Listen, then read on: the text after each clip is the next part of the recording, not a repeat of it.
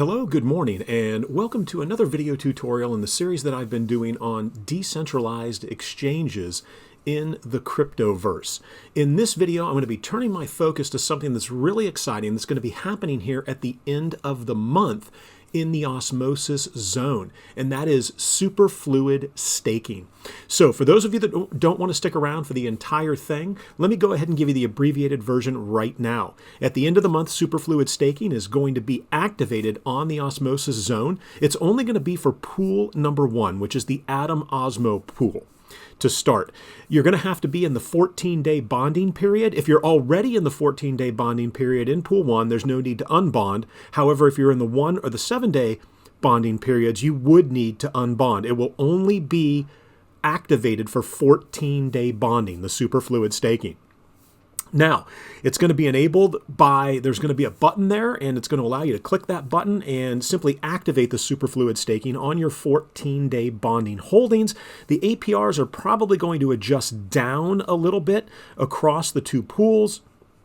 And then this is only an Osmo play right now. So in other words, it's going to be the Osmo that you're going to be getting the staking rewards. Sort of think of it in two sections. Now, so if you're okay with that, and you don't want to stick around, here's what we're going to be covering. I'm going to be going through sort of old school staking. We're going to talk about some of the pros and the cons. We're going to talk about liquid staking or staking derivatives. And we're going to look at Lido as well as P-stake. And then I'm going to talk about superfluid staking. And then finally, I'm going to talk about what you'll hear referred to as sort of the interchain or interfluid staking, which is where you can actually leverage assets that you have that maybe, let's say you own Osmo and some other asset that's on the Osmo chain, like Atom or Secret. And you'll be able to leverage both of the assets that you have as a liquidity pair, not only in the liquidity pool, but staking those on the other blockchains. All right, so let's go ahead and dive in. So the first thing I want to talk about before we do anything is, again, this is my little caveat, so make sure that you understand that all the information provided in the video tutorial is provided on an as-is and as-available basis. You agree that your use of any such information is entirely your own risk. You should not construe any of the information I provide or any other material in my video tutorial as legal, tax, investment, financial, or other advice. Nothing in this video or on my YouTube channel constitutes a solicitation, recommendation, endorsement, or offer by myself or any other third party. I'm not liable for your loss of any fiat, assets, tokens, fees incurred as a result of you following the steps that might be presented here. This is not investment advice. I'm not an investment advisor. The opinions are expressed for general information, educational, entertainment purposes only, not intended to provide financial or tax advice. All right, so now that we've got that out of the way, let's go ahead, and this is sort of like a staking 101. So the first thing that we'll talk about is sort of the old school staking, where you would go on to Binance or Coinbase, some centralized exchange, you would make a purchase of some crypto, and then you would move that, and let's say in this instance, we're going to use the Kepler wallet. So you're going to put that in your Kepler wallet here, and you can stake it right here in the Kepler wallet. And as you can see, we're looking at Osmosis. And if you stake in the Kepler wallet or through the Kepler wallet, you're going to earn 80.41%. And so here is the wallet.kepler.app page where you can also come in and take a look at the different validators. Now, there are some drawbacks here. So first, let's talk about the pros. This is very simple. It's very straightforward. Again, you make the purchase on a centralized exchange like a Coinbase or a Binance. You're then going to transfer that purchase. And in this case, let's say it's just Atom, right? You're going to buy some Atom and you send it into your Kepler wallet. Once in the Kepler wallet, if I was to flip back over here and we'll use the Cosmos Hub, you can see that I have a zero balance, but if I was to stake it, I would earn 14.88% here. And what I would do is I would delegate that balance to one of these validators, right? And here's all the active validators, and you can see I can go ahead and say delegate. Now, keep in mind, it's easy because you make the purchase, you transfer it in, but here is one of the things you need to be aware of is that when you delegate your tokens like this, in order to stake them to earn that token, right? So when we're using the Kepler wallet and I'm staking with Atom, I'm earning Atom. When I'm staking with Osmo, I'm earning Osmo. When I'm staking with SCRT for Secret Network, I'm earning Secret, so forth and so on. So I would go ahead and I would put the delegation in here or delegate the amount that I want, and then you would click on delegate, and there's probably a small fee associated with that. But here's the drawback. As soon as you lock those funds up, you are locking them up for 21 days on Atom. If you're doing JUNO, it's 28 days. Osmo is 14 days. Secret, SCRT, is 21 days. And this is how you could confirm what those values are. So you might be saying, well, you know, you're giving us those numbers. How do I know those numbers are true? Well, it's very easy. So from your Kepler wallet, you would open this page up here. And to get to this page, you could either just go directly to it, or if you're on any of the tokens and you click on stake, even though I have no tokens here, if I had tokens, you would click on stake and it would bring me here. So I want to see what the Osmosis lockup time is going to be when I stake. I would simply click on that, pick any of the delegators, click delegate, and it's going to show me the value. And as indicated, Osmo, 14 days. Let's take a look at JUNO.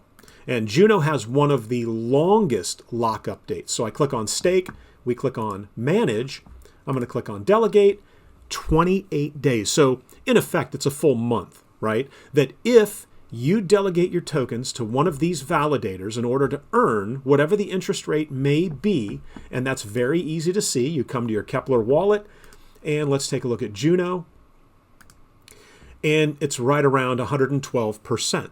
However, it's locked up for 28 days, meaning if I decide that I no longer want to do this, I would come in and there would be an undelegate button down here. And as soon as I initiate that undelegation of the JUNO from the validator, it is locked up for 28 days, meaning I am not going to be able to redelegate it. I'm not going to be able to withdraw it for 28 days. So again, the pros are that this is kind of, you know, easy entry. It's pretty simple to do. You make the purchase, you send it to your Kepler wallet, and then you can come in here and you can go ahead and stake, and you can earn, depending on what it is you're staking, a pretty nice return. Okay, now let's talk about the sort of next generation of staking, which I'm going to refer to as liquid staking, and you'll see it referred to sometimes as staking derivatives. Now, what is that? So with the old school that I just showed you here, that's great that I lock those tokens up, but they're no longer liquid because they are locked up for whatever the time frame might be. And so Lido and PStake are two blockchains that have come out with the idea of doing liquid staking. And so what that is you purchase, let's say you buy some Atom. And in fact, let's take a look down here and see what they're talking about. So, and here are the different tokens that are supported: Ethereum, Solana, Kusama, and Terra, right? So Terra is Luna. So let me go ahead and click on Stake Now. So what I would do is I would go to an exchange, buy some Luna, and what I could do is I could come here and I could basically, and let me go ahead and connect the wallet here, and let's just do, you know what? I don't have the Terra extension here, so maybe we come over to PStake real quick. And again, PStake and Lido are simply two sites where you're doing pretty much the same thing, it's just with different assets. So yeah, let me go ahead and connect the MetaMask wallet here. Let's click connect. And please switch to the Phantom Opera mainnet. I thought it was on Phantom Opera. Okay, it is. All right, so all right, it seems to be having an issue here where it doesn't think I'm connected to the Phantom Opera mainnet. And I definitely am. All right, let's refresh and see what happens real quickly here. And again, I'm not going to be doing a transaction here, so it's not network ID mismatch. All right, so that's interesting because it should have worked. So here's what it's going to look like. And in fact, let me step back over here to the Brave web browser where I do have Lido connected up as well as PStake. And let's take a look at PStake here. So if I go into the app and I connect my MetaMask wallet, and it does not seem to like the MetaMask wallet for some reason. So let's go, whoops, come back over to Lido and see if we can click on stake now and at least get into, we'll just stick here with the Luna, and this should stay connected to my Terra Luna Terra Station wallet. So here's what would happen. You would purchase the Luna, right? And I could come here and you could think of it as if you're sort of either depositing the Luna or, staking the Luna in a sense, and you're going to receive either ST Luna, staked Luna, or B Luna. Now, if you wanted to know what the difference was, you can float down here and they give you a pretty good idea. So stake Luna rewards are auto-compounded. Stake Luna and B Luna are aimed at different protocols. So B Luna for Anchor and ST Luna for Mars. But the bottom line is that when you come here and you deposit your Luna, you're going to be given either ST Luna or B Luna, depending on what it is you're trying to do. And that is sort of, think of it as like a staking derivative asset. So it's almost as if you're going to a casino window, you're going to give them a whole bunch of dollars, and they're going to give you chips. And then you can take those chips and you can go play with those chips in the casino. Now, when we look at how we would go through and do the bonding, right? So we would go ahead and bond those tokens, and then it would walk us through where we would then be able to use the ST Luna in order to take those sort of staking derivatives and use those for some other pool, right? And so we're earning, what is it here? If we did ST Luna, we're earning 9.16%. And then I could take these and I could go to some other pool that they have that's available that will take the ST Luna and then go ahead and earn the rewards on the liquidity pool as well. And so really, that's what liquid staking or staking derivatives is all about, is I'm going to deposit my native token here. I'm going to get back a representative token of what I have just deposited. And so my deposit's earning 9.16% in the case of ST Luna. And then I could take that and I could run off with the ST Luna, pair it with something else, and then play with it in a liquidity pool, right? And so then I'm earning interest from the APR from the liquidity pool, as well as my stake here, right? So it's kind of working in two places for me. Now, you'll notice that the APR is certainly lower than the APRs that you would see if you were to look at some of the liquidity pools and some of the other plays, especially when we look in the osmosis zone. That's what you would end up seeing, right? And so that's kind of what liquid staking or staking derivatives is. You stake your tokens, you're going to receive some sort of derivative token back. Again, think of it like a chip that you get at a casino window, and then you can go play with that in other liquidity pools and earn the DeFi yields out of those pools. Now, what is the difference between this and old school staking? Well, the difference is that I'm staking, I'm earning 9%, but now I get this representative staking derivative asset that I can then run off and go do other stuff with. Old school staking, I buy Atom on Coinbase, I move it into my Kepler wallet, and then I stake it at 14%. That's it, done, boom, stop. It's locked up. I'm not getting anything back other than the interest I'm earning in Atom, but I'm not being given some sort of staking derivative asset that I could then take and go play with in other liquidity pools. All right, so that is liquid staking or staking derivatives.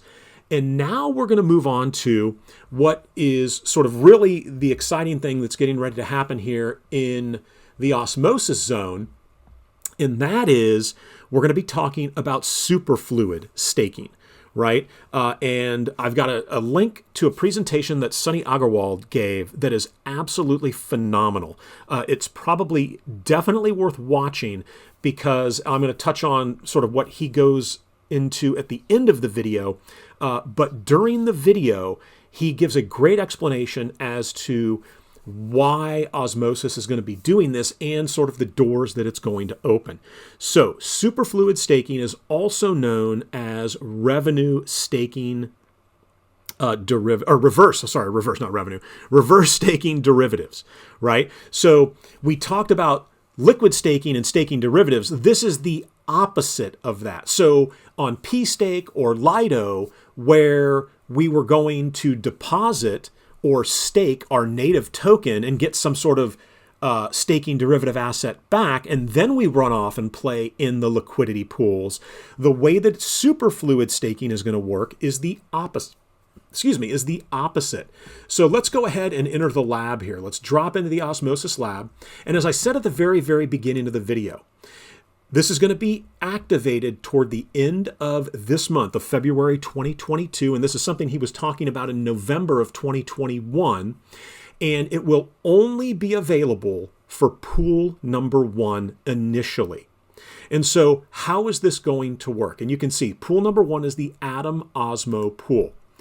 Now, there are 3 different bonding periods that you can play with. If you only want to earn 37%, you can do it for a day, and then you would be able to, get your assets back, and they would unbond in that time frame. Then there's 7 days, and then you've got the 14 days. Now, the superfluid staking is only going to be available for the 14-day bonding period, right? And so you would do the opposite of how I described liquid staking. You would come here to the osmosis zone. You would go ahead and add your liquidity, right? And if I click on add liquidity, and it's a 50-50 pool here, right? So it's equally weighted. So I would take, however many atom I have and however many osmo I would need so that this is an even amount. And then I would create my LP tokens. Then, if I wanted to participate in that superfluid staking, I would jump into the 14-day bonding period here. Now, my understanding from a number of questions I've had responded to in the Discord for Osmosis is that there's going to be some sort of a button here where if you're already in the 14-day bonding period, there is no need for you to unbond and have to wait 14 days. There's going to be a button that you can click, and I'm wondering where it's going to be, maybe just right down here, that if you click on that, it's going to enable superfluid staking for your assets in the Atom Osmo pool number 1 on Osmosis Zone that are locked up for that 14-day bonding period. And so now what is this going to do? Well, remember, with liquid staking and staking derivatives, we were given some sort of staking derivative asset. And the same is kind of true here, and this is how superfluid staking is going to work. So I would go ahead, I would create my LP tokens with Atom and Osmo, I would drop them in here for 14 days, and activate superfluid staking. And now what's going to happen is I'm going to be given some sort of derivative token, right? It's going to be, think of it like, again, like a poker chip, except instead of depositing my native token to get those derivative assets, I'm actually participating in pool number 1. So, and this is why it's called reverse staking derivatives, is because I'm doing the LP pool, and based on that, the Osmo that I have locked up, and this is important to point out, I'm going to be getting a derivative for the Osmo, not for the atom. It's going to be for the Osmo. So half of that pool, I'm going to be receiving something that says, hey, he has 10 Osmo locked up in pool number 1 for 14 days, and I'm going to receive, again, some kind of derivative asset that indicates that. And so then what can I do with that derivative asset? Well, then I can take that and think of it as like double dipping. So here I am earning 74%. And again, I've already sort of hinted that I believe that you're going to see the APRs go down. How far they're going to go down, I don't know, but I would definitely think you're going to see them go down. So I'm earning the 74%, and then I can turn around and stake that derivative asset, that LP share, if you will, that I receive for participating here in this pool that represents my Osmo that is in this pool. And so then I'm earning this APR and whatever the APR might be for staking my Osmo. And that is what superfluid staking is. So again, a quick recap. You're only going to be able to do it if you're bonded for 14 days. If you're 7 and 1 day bonded, you will need to unbond in order to participate in the 14-day superfluid staking initially. Again, this is my understanding as of, Sunday, February 20th. You do not need to unbond if you're already in here for the 14 days. Again, there's going to be some sort of a button that you can press that is auto-magically going to activate superfluid staking, and it's for the OSMO, right? You're going to be receiving that LP derivative token for the OSMO that you can then stake and earn more OSMO. Now, this is what, and so that kind of wraps up superfluid staking. So what have we talked about? We talked about old school staking, liquid staking or staking derivatives, and then we talked about how superfluid staking or reverse staking derivatives is the exact opposite of liquid staking, right? So the question you might be asking is, well, wait a second, I noticed you kept stressing that it's only going to be, you're going to get this LP share for the OSMO tokens. Well, what about all that atom that's in there? And that is where, at the end of the presentation, and again, I highly recommend that you watch, best 10 minutes you're going to spend all day, the Sunny Agarwal presentation on this, is you might be asking, well, what about that atom that's in there? Why can't we do the same thing with atom? And this is what I think is so revolutionary about the superfluid staking is really not so much this piece of it, but what the superfluid staking is going to enable and what it's going to be leading to.